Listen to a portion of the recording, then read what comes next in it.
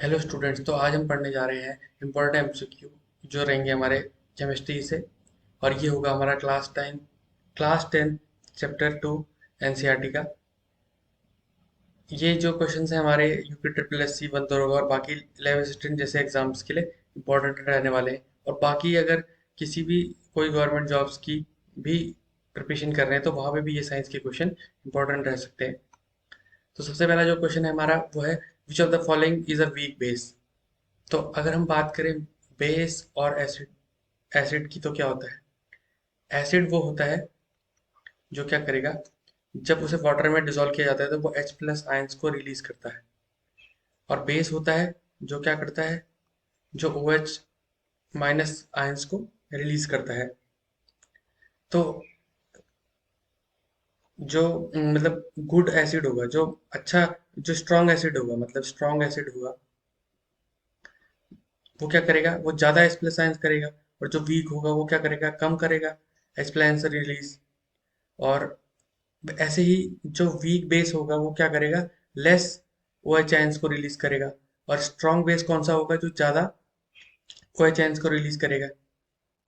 तो अब हम यहाँ पे अगर देखें तो सबसे पहला जो ऑप्शन है हमारा वो क्या है, HNO3। तो ये क्या है हमारा, ये हमारा स्ट्रॉन्ग एसिड है। ये क्या करता है, ज्यादा H प्लस आयंस को रिलीज करेगा। CH3COOH ये होता है हमारा एसिटिक एसिड। और ये क्या होता है हमारा, ये होता है हमारा वीक एसिड।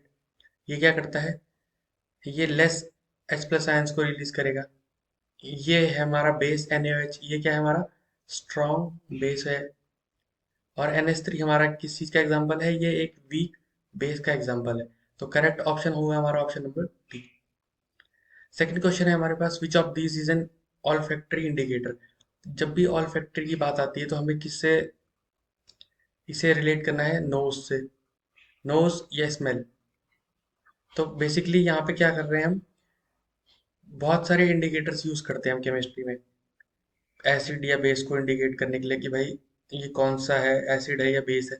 तो अगर हम स्मेल करके किसी चीज का बता रहे हैं कि भाई वो एसिड है या बेस है वो सब्सटेंस, तो वो कौन सा उसका एग्जाम्पल है यहाँ पे। जो ये मिथाइल ऑरेंज है, ये तो क्या है, ये केमिकल है। ये फिनॉक्सिलिन, ये भी हमारा केमिकल में होगा। अब लिटमस में क्या होता है, लिटमस हमारे पास पेपर होता है, तो उसे भी हम सॉल्यूशन में डाल के करते हैं मेजर कि भाई ये एसिड है या बेस है। अगर हम वेनिला की बात करें तो ये क्या करता है, स्मेल से पता लगाते हैं हम इसका। तो अगर क्या होता है, ये वेनिला अगर एसिड में डाला जाएगा तो वेनिला को जब एसिड के लिए यूज किया जाता है तो वो क्या करता है, वो अपनी स्मेल है जो उसको क्या करेगा, मेंटेन करके रखेगा। मतलब जैसी आ रही है वैसी वाली स्मेल आती रहेगी। बट अगर हम इसमें इसे बेस में यूज करेंगे तो वो क्या करेगा, लूज कर देगा अपनी स्मेल। तो जो इसकी स्मेल है, जो वेनिला की जो खुशबू होगी वो हमें क्या करेगी, वो नहीं नजर आएगी, वो नहीं सुनाई देगी। मतलब सुंगाई सूंघी जाएगी, मतलब नहीं ऑब्जर्व होगी, हमें स्मेल नहीं आएगी। ठीक है। तो और अगर लिटमस की बात करें तो अगर हमारे पास ब्लू लिटमस का है, अगर हम उसे एसिड में डिप करते हैं तो क्या करेगा, वो रेड कर देगा उसे।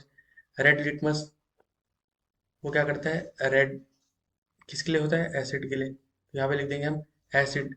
जो रेड, अगर लिटमस का कलर रेड है तो वो किसके लिए, एसिड के लिए है। और अगर ब्लू है तो वो किस चीज के लिए होगा, वो होगा बेस के लिए। और अगर हम बात करें फिनोप्थलीन की, तो फिनोप्थलीन में क्या होगा, अगर हम फिनोप्थलीन को एसिड में डालेंगे तो ये दिखेगा हमें कलरलेस, कलरलेस रहेगा ये। और अगर बेस में करेंगे तो क्या क्या देगा, ये देगा हमें पिंक कलर। तो फिनोप्थलीन को अगर बेस में डालेंगे तो वो कैसा कलर शो करेगा, वो पिंक कलर शो करेगा। और मिथाइल ऑरेंज की बात करें तो मिथाइल ऑरेंज क्या करता है, एसिड में जो मिथाइल ऑरेंज होता है वो एसिड में क्या शो करेगा, वो हमें रेड कलर शो करेगा। और अगर बेस की बात करेंगे तो बेस में क्या शो करेगा, वो हमें येलो कलर शो करेगा। तो यहाँ पे ऑल फैक्ट्री वाला करेक्ट ऑप्शन है हमारा ऑप्शन नंबर डी।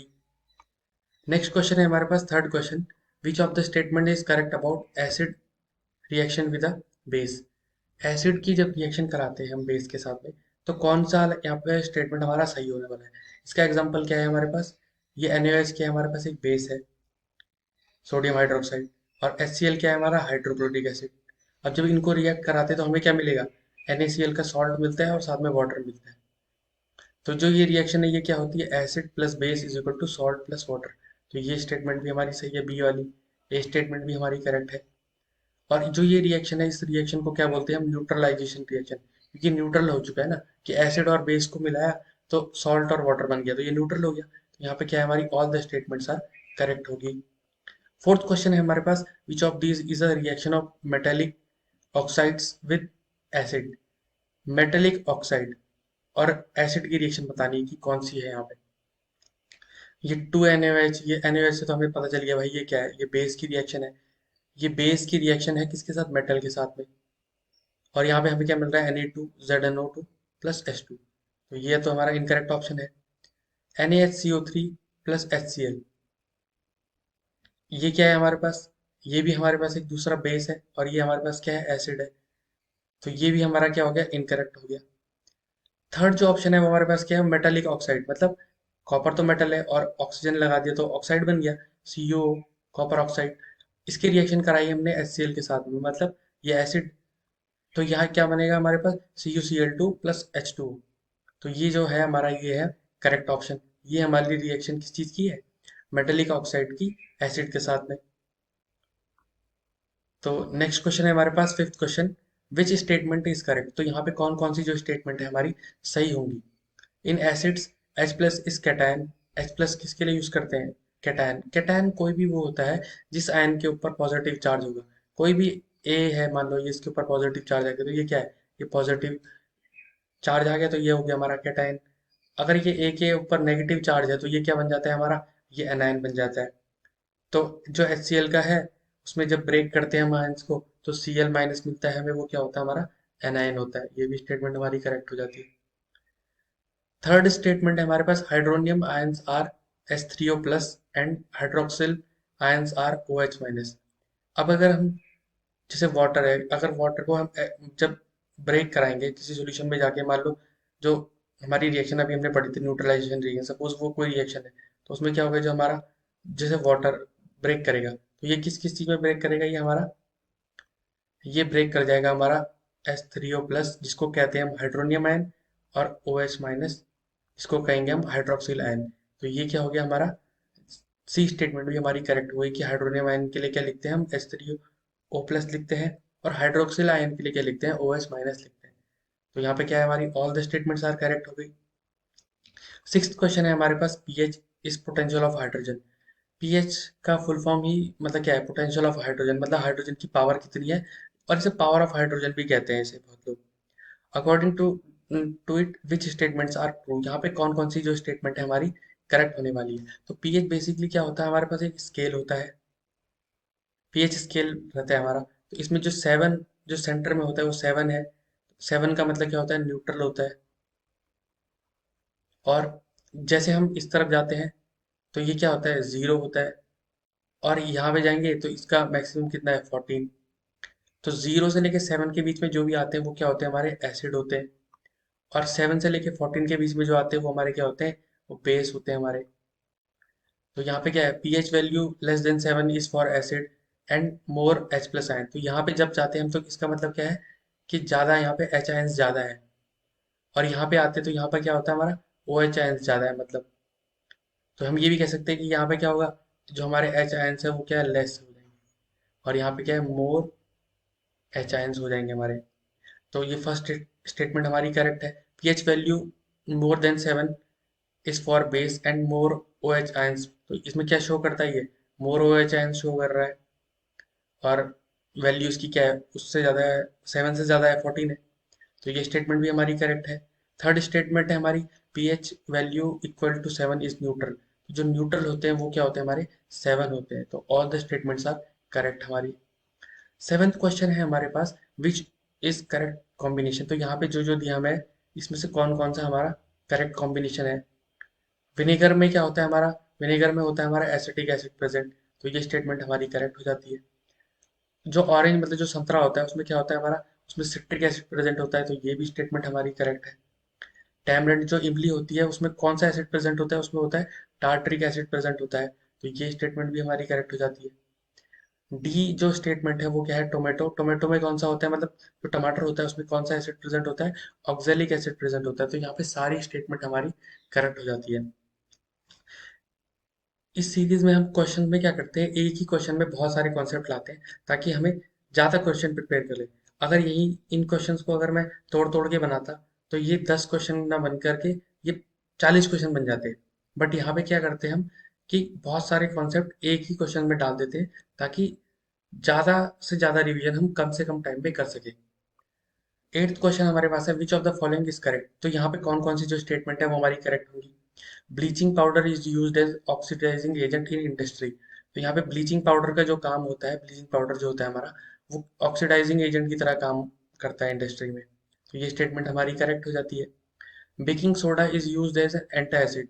बेकिंग जो सोडा होता है हमारा, वो क्या होता है, वो एक एंटा एसिड का काम करता है। एंटा एसिड जैसे कभी भी हम देखते हैं कि घर में कई लोग जैसे बाहर का खाना खा लिया तो क्या होता है, उससे बोलते हैं कि पेट में गैस बन गई, तो फिर उन लोगों को क्या दिया जाता है, इनो दिया जाता है। तो जो इनो होता है उसके अंदर कुछ नहीं होता, उसके अंदर क्या होता है, यही होता है, बेकिंग सोडा पड़ा होता है। तो वही क्या करता है, जब पेट में जाता है तो जो पेट में एसिड बना हुआ है, अब ये क्या है, ये बेस है, ये वहां पे जाके क्या करेगा, रिएक्शन करेगा और न्यूट्रलाइजेशन कर देगा। तो एक न्यूट्रलाइज कर देगा, इसका मतलब क्या होगा, वो एसिडिटी को कम कर देगा। तो इसे हम कहते हैं एंटा एसिड। सी स्टेटमेंट है हमारी, washing soda is use to remove permanent hardness of water. तो जो वॉशिंग सोडा होता है वो किस चीज के लिए यूज होता है हमारा, वो यूज होता है परमानेंट हार्डनेस को रिमूव करने के लिए। अब जैसे हार्ड वाटर होता है, तो वो हार्ड वाटर मतलब कौन सा है, उसमें मिनरल्स बहुत सारे प्रेजेंट है। अब वहां से मिनरल्स को रिमूव करने के लिए जो प्रोसेस होती है वो केमिकल के थ्रू होती है। तो वो जो केमिकल होता है उसको कहते हैं हम वॉशिंग सोडा। तो ये हमारे सारी स्टेटमेंट हमारी करेक्ट है यहाँ पे। नेक्स्ट क्वेश्चन है हमारे पास, which of the following is correct. अब यहाँ पे जो हमने पीछे पढ़े थे कि भाई वॉशिंग सोडा क्या होता है, तो वॉशिंग सोडा कौन सा होता है हमारा, वॉशिंग सोडा होता है हमारा Na2CO3.10H2O। ये .10H2O जो ये क्या है, वाटर ऑफ क्रिस्टलाइजेशन भी बोलते हैं इसे। तो ये फॉर्मूला हमारा किस चीज का है, वॉशिंग सोडा का। ये करेक्ट है हमारा। Baking soda is NaHCO3। तो बेकिंग सोडा का फॉर्मूला क्या है, सोडियम बाइकार्बोनेट। तो इसे सोडियम बाइकार्बोनेट भी कहते हैं और सोडियम हाइड्रोजन कार्बोनेट भी कहते हैं। तो ये स्टेटमेंट भी हमारी सही हो जाती है।